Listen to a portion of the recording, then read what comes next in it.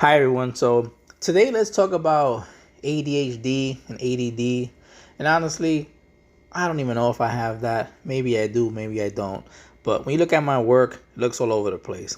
You'll see me do fine art, portrait art, oil paintings, acrylic paintings, cute characters, comic book hairstyle.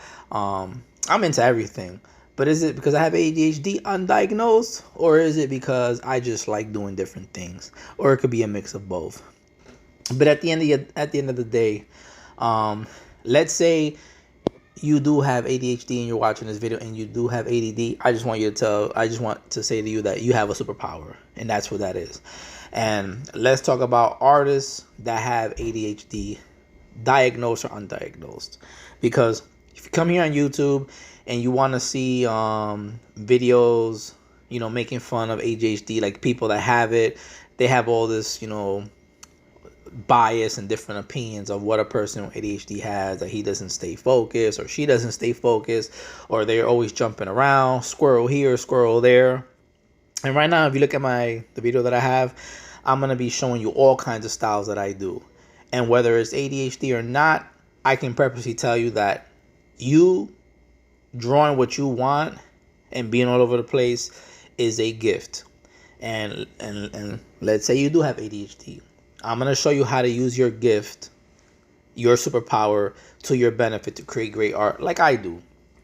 Because you haven't understood yet that you have this gift.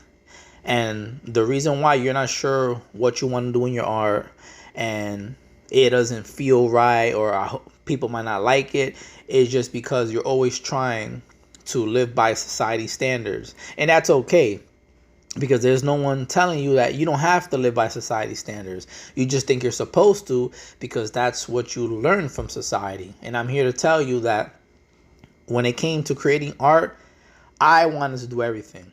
Whether it be cute looking art, portrait art, graffiti. You can see here I do graffiti as well. I've became a master at everything that I've done. So when it comes to graffiti, bubble lettering, I got many styles. When it comes to vector style art, I do digital art as well, guys. I didn't put in this video. Just look at my channel. I have tons of stuff. Or go to my IG page. I do paintings, and I incorporate everything together.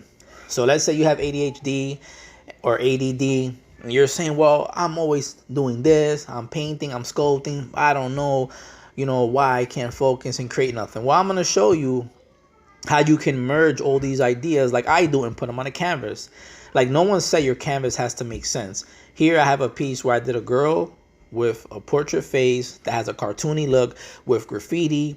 And then I did some, comic book style line work for her hair. Like, it just all over the place. And that's what my style is. Here I'm in my studio right now. I'm showing you some of my paintings, guys. I don't sell my original paintings. I turn these into prints and then I hang them up. I also do sculptures, figure, toy design, and I combine all that and I create my art.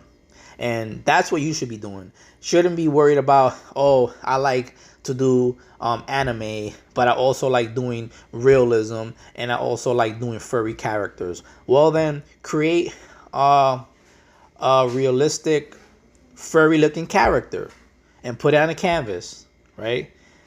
You like using bright colors and you like doing hearts, then have your realistic looking portrait have colorful hair with heart-shaped eyes. Like, it doesn't have to make sense. And this is what I'm going to show you right now. So I'm going to take one of my paintings, one of my pencil drawings. I also do pencil work. And then I'm going to take my graffiti letter character, and I'm going to turn it into, I was going to turn it into an ice cream cone, guys. This was a sketch. It was an idea. So for the video purpose, I'm going to probably turn it into a lollipop, and have one of my characters holding it, and just go from there. And I'm gonna probably add some hairstyle. So right now I'm doing one of my S character, which is the letter S, my graffiti style that I've evolved. So, and it has my trademark flow in it, and I'm gonna put that with a pencil drawing and this crazy hair and bring it all together. And it doesn't make sense, right? Somebody's going to say, oh, it doesn't make sense. I don't get it. Well, to me, it makes sense. I love it. And that's my art and that's my style. And that's why my work stands out. and people gravitate towards it. Because when I've showed my work at galleries and I met other artists, and everyone always gravitates to my art just because it's out there. And when you have this, unique, creative looking art, you're gonna be different, right? And this is why I say it's a superpower, guys, because the reason why, or I guess a regular artist, you're always gonna say, oh, I have an artist block, I don't have any ideas. And the reason why they don't have any ideas is because they're always trying to emulate other people's work, or they're trying to fit in. So they're just disappointed because they can't fit in, right? Like for example, like I could give you an idea. Instead of me doing this kind of line work for her hair, I could just take that fluid art style and do a fluid art video. And most artists out there are just doing fluid art on a canvas. That's it, just fluid art. But no one else is incorporating that into their style. So I might make a video. Me, instead of me doing like my traditional hairstyle, I can do a fluid art hairstyle. And then I can do a realistic looking face. So right there, I just gave you an idea of, on how to use this understanding process, this creative process to create better art.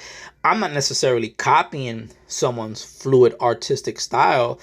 I have my own artistic style, but I'm using that fluid art technique to do something different in my work. It doesn't mean that I'm going to do that exclusively, but that's how I use the creative power.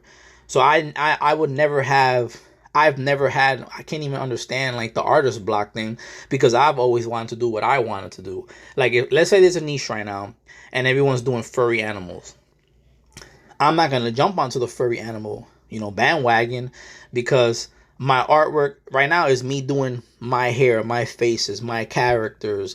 I'm too focused on that to even care about, what everybody else is doing, But let's say it's like, hey man, why don't I do a furry art character in my style? I can use that, right? I can take that concept and then still have my style within my boundaries and create it, right? And the only way I got there was because I understood this creative power of merging all my styles into one. So if you're saying, oh, I have ADD and I can't focus, I'm always one. So then become the best at that, right? Let's say you like doing like portraits, then do portraits one day. And then when you get tired of portraits, then go do graffiti. You get tired of doing graffiti, now go do furry animals. So now you got, instead of you being good at one, you're good at three. And then try to combine all those together. Sit down one day, and you don't have to show anybody. Get a sketchbook and then just start drawing furry realistic animals with something graffiti in them. And that's what I'm doing right here, right? I'm taking my comic book hairstyle, a realistic looking face, and then I'm adding my graffiti style characters to it and trying to tie it all together. And that's all you really have to do, and that creates your style. That's what creates unique work. And I already have videos on this stuff talking about style. Style is just being different. The reason why certain artists have a style is because their work is unique. It doesn't look like anybody else's. That's what style is. Like if you see someone walking in the street and then they wear parachute pants, and then they got neon jacket, and then they got, Mickey Mouse hat on, like you're going to say, well, that's a weird style. But yeah, but that's their style. That's their unique style. And then after a while, people like it and they start to emulate that style, right? That's how we were able to evolve, I guess like that cultural clothing, how like we were dressing a certain type of way in the 50s, a certain type of way in the 60s, 70s, and so on. Right? And you got to see your art the same way. If you like doing tons of different things, you want to say it's ADHD, you want to say it's ADD, I wouldn't even look at it that way. I would look at it as a way of you having a superpower of being able and being blessed with having even this attention to focus on creating all that stuff. Because some artists, they just do flowers and they do landscaping, and they have no kind of understanding of how to create anything else. But since you are over here doing pencil work, graffiti, comic book work, you have all this stuff under your belt. Now all you got to do is develop that stuff and put it all together. Like here right now, I didn't want to finish this piece and make the video too long, so I said, hey, here there goes my character. That's a sticker. You know, I make stickers and prints and stuff, and I was gonna have him holding it as a lollipop or ice cream cone, but just cartoonized, cartoonized, characterized, and have her licking the ice cream, lollipop, whatever, right? This is something I did a while ago. This is just, you know, a sketch that I use for paintings, for ideas. And then even my paintings don't even have that realistic style. I give like my females like this cartoony style. And there's a reason for that, right? Because I just wanted to have like that it's not real, but at the same time it looks real. And then they call that surreal realism, whatever the art industry wants to like you want to talk about the politics of the art game. It's just me creating art, right? And that's how you should see it, guys. You don't have ADD, you don't have ADHD, you have superpowers, and you have this attention to focus, to create. And if you are aware of that and you have an understanding of that, you won't be focused on that, oh, I have some kind of quote unquote what society says a mental problem or whatever it is, taking medication and pills. No, sit down one day and just start painting and start creating. And if today that's all you want to do is animate, then do anime. And then tomorrow all you want to do is do graffiti, then do the graffiti. But then do that 100%. So at the end of the week, when you're sitting down and you're bored, you can tell yourself, you know what, this week I've done 7 or 8 different styles. Let me combine them into one painting. And you're going to be amazed at what you create. And that is your style. You just haven't had anyone tell you this. You haven't had anyone explain this to you. And that's what I'm good at. I have an understanding of this process. That's why I also have a free ebook in my link in the description. I have an ebook, guys, showing people how I took my graffiti lettering, my bubble lettering, and turned it into cartoon characters, then into full blown out characters, and I further evolved that. You know, I have a version coming out. Once that sells well, I'm gonna work on doing like my female versions, their hairstyles, and doing an ebook on how I created those and explain that process. But at the same time, I'm making these videos. So guys, you have a superpower. It's gonna help you create better art. Understand that you don't have no ADHD or ADD. That's what society wants you to understand. But you need to understand that that's your superpower. That's you having this creative ability in you to do whatever you want, and it's just trying to come out. But once you develop that and you have an understanding of that and you focus on that, woo, you're going to be creating the best work ever, just like me.